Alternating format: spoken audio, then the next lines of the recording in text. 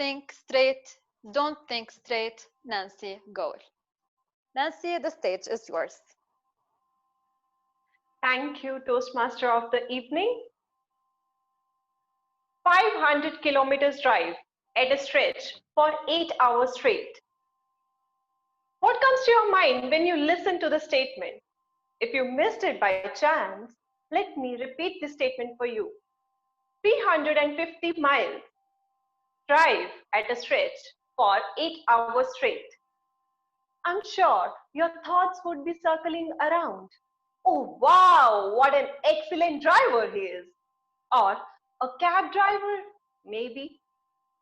Most of us think on the same lines on our very first thought, as we may not know who the best drivers are, but we definitely know who are not the best drivers. Best or worst, I cannot comment over here, but I know the driver, and she's none other than your first speaker of the day, Toastmaster Nancy. Yes, ladies and gentlemen, I'll be talking about preconceived notions. Preconceived notions which cloud our thinking while making the best decisions of our lives. Women are bad at driving. This is what my best friend used to tell me on and off every day until that one day. That one day was his farewell party when he, along with my other friends, were drunk and they were left with no other choice than a female driver to drop them home safely. I'm sure if that wouldn't have happened, he would have taken this thought to his grave all his life. It's not just about driving. I have been listening to these notions, these prejudiced thoughts all my life. Let's start with school. When I was studying at school, I used to listen to this very common thought. Women are not good with mathematics. When I was studying at MBA Institute, women are not good with quantitative aptitude or logical reasoning. And when I was working in my previous organization, women are not good with finances. I'm sure you would have labeled me as feminist by now, but it's not about women either. If I talk about men, we women also tend to think of men with our prejudiced notion. All men are forwards. Does that sound very familiar? All men are nincompoops. They are the stronger section of the society. Now just think, are all women illogical or are all men perverts? Probably a few women are illogical. So are a few men. The idea is not about counting the number of men or women to fit your prejudiced notion so that you can give a generalized statement.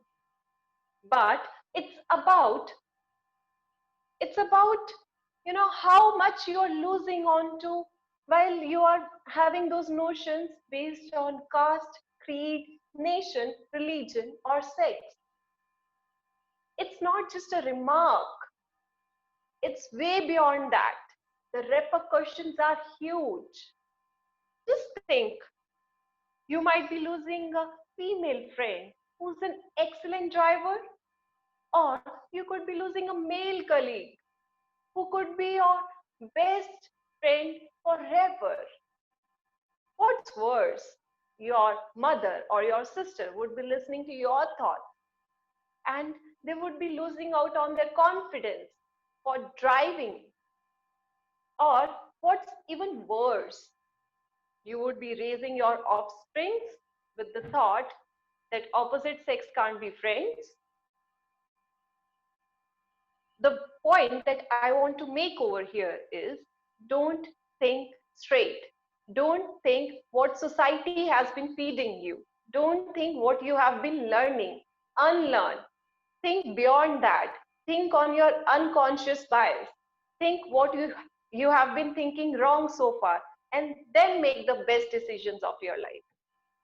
As I mentioned, I've been listening to these thoughts all my life from all walks of people, starting with my own family, friends, relatives, and acquaintances.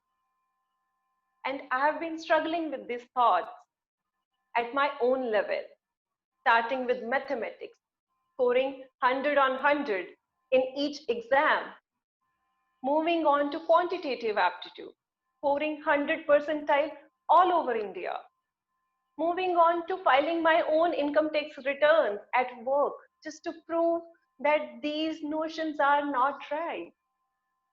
But this won't be solved with me struggling on my own. It's about all of us, it's about each of us.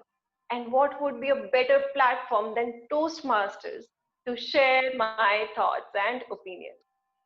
Ladies and gentlemen, this is Nancy Goyal signing off with this thought. Over to Toastmaster of the Day. Thank you.